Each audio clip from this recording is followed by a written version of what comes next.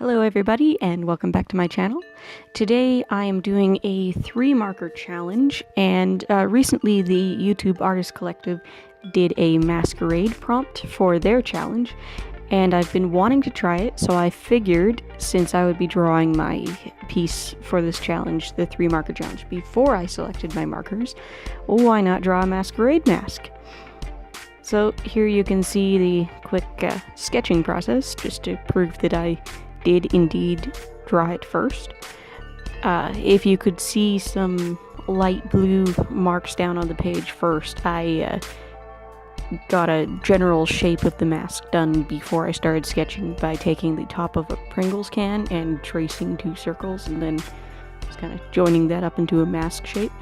So that's what that is, if you could see it. I do often do a construction sketch underneath things, but it's a non-photo blue pencil, so most of the time you can't see it. I guess I pressed too hard that time.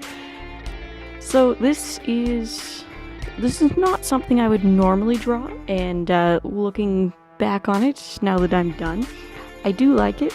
I wish I had started it lower on the page, because the feathers I draw going out of the top, they extend off the page, which is fine, but nothing else extends off the page on the sides or on the bottom, so yeah, it really could have been better aligned. Other than that, I do like it. This was a lot of fun.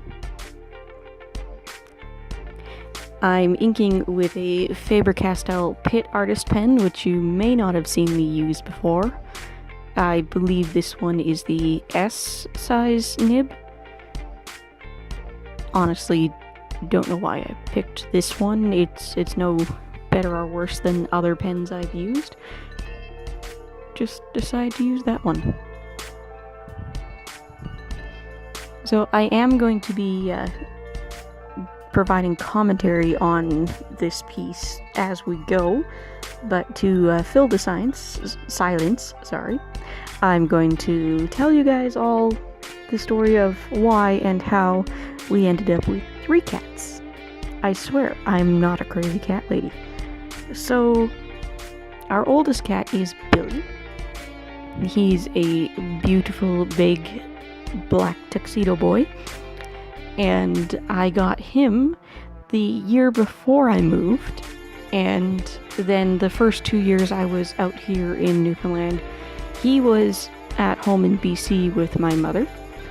And he just absolutely melted into me every time I came home to visit. So it was very clear that he had to come with me as soon as I was able to have a cat. And so he did. About a year after my then boyfriend, my husband, and I had moved in together, our landlords did allow us to bring this one particular cat that I did already know and had trained. And so I had the wonderful experience of taking a cat on an airplane. It actually turned out pretty well. So we had little Billy all by himself for the remainder of the time we were in that basement apartment.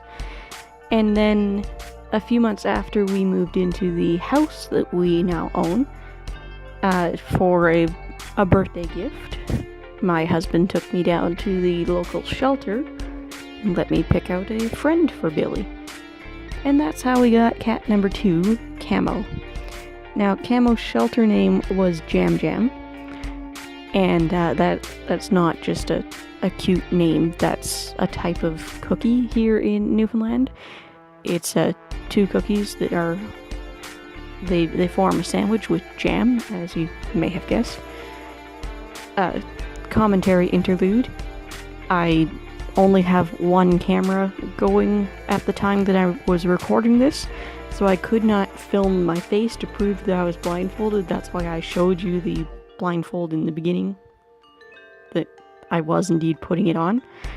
I am feeling around a lot in there just because I'm trying to make sure I don't get 2 of the dual lines, because they don't blend well with each other. They blend well with the other ones, but they don't blend well with each other. I ended up with 2 Winsor Newton Brushmarkers in burnt sienna and cloud blue, and my Spectra Ad marker from the May Scrawler box in Cherimoya Green. And I believe this is done on cardstock. I did make use of the colourless blender because it's not a color, it doesn't count. Most YouTubers who do these challenges will agree with that. I also brought out, well, of course I brought back the pen I had been using. I brought out my jelly roll, but I didn't end up using it. I kind of forgot it was there. Back to the story. Camo. So her name was Jam Jam. She was just so clearly not a Jam Jam. For the first couple of days, we didn't call her anything in particular. We were trying to figure out what to call her, what suited her, and I took a picture of her and Billy sitting on our recliner. Now, our couch and recliner are a camouflage print, because we are proud Newfoundland rednecks. And when I posted this picture to Facebook, a lot of people had to do a double take. They couldn't see the second cat because she's this beautiful orange and black tortoiseshell with absolutely no white markings, and she was curled up in the corner of this camouflage print, big fluffy comfy recliner chair. So we decided that Camo was a perfect name for her, and she has proved it so many times. There are times when she's laying on something or sitting on something that isn't even a camouflage print, and you don't see her until she moves or meows at you. Like just the other day, Pebbles, the third cat, who I'm going to talk about, was on top of the scratching post, and she was being goofy, and I pointed her out to my husband, and he went over to pet her, and suddenly Camo was reaching up to grab him from the lower level of the scratching post, and neither of us had seen that she was there until she did that. So yeah, she's well named. But anyway, we got her in February, and then in June, she got out. Now, she had definitely been an outdoor cat before she ended up in the shelter, but we don't let our cats outside. So she had never been outside on our property. And when she went into the shelter, she had a small litter of kittens with her, and her kittens were adopted before we got there. So she was just recently separated from her kittens when we adopted her, and she was always looking for her kittens. She was always carrying around socks like they were babies, which was adorable and heartbreaking at the same time. And in June, she got out, and she very clearly was going out looking for her babies.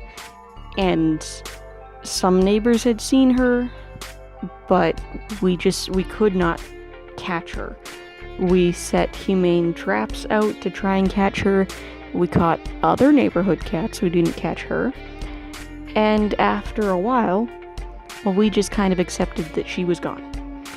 And so we started looking for other cats, because the whole purpose of having a second cat was so that Billy wouldn't be too lonely and tell us off and pee on things when we left him for the weekend to go to the cabin.